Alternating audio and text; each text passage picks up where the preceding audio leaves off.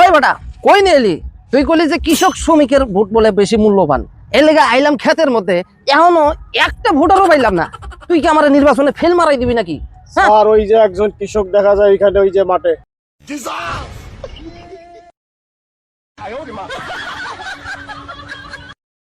আরে হয়তো, চল চল চল তাড়াতাড়ি চল।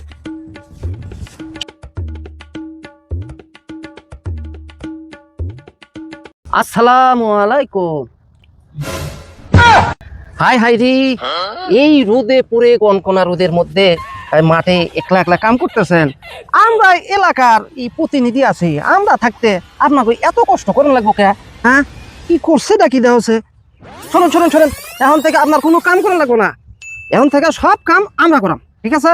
আপনাকে কোনো কাম নাই, খালি এই যে নির্বাচন আসছে, বুঝেনি তো আমরা একটু নির্বাচন করতেছি, খালি ভোটটা খালি দেবেন, ব্যাস সারা জীবন বসে খাবেন, কোনো কাম করা লাগবে না, যত কাম আছে আমরা করবো, ঠিক আছে?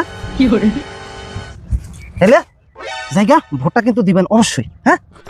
আচ্ছা, চলো চলো চলো তাড়াতাড়ি, আমাকে আরো মেলা কাম আছে। আইসে নেতা, সারা বছর কোনো খবর নাই, ভোটের সময় এসে হালকা পিরিত দেয়। শালার শালা বুইরা শালা জুয়ানে নেতা যাইতেছে না, নেতার তো এবার ভোট দিয়ে ইলেকশনে পাস করাইছি, নেতার সাথে একটু কোলাকুলি করে আসি। আসসালামু আলাইকুম নেতা, আপনারা তো আমি ভোট দিয়ে এমপি বানাইছিলাম। ওয়ালাইকুম আসসালাম, চিনতে পারলাম না তো।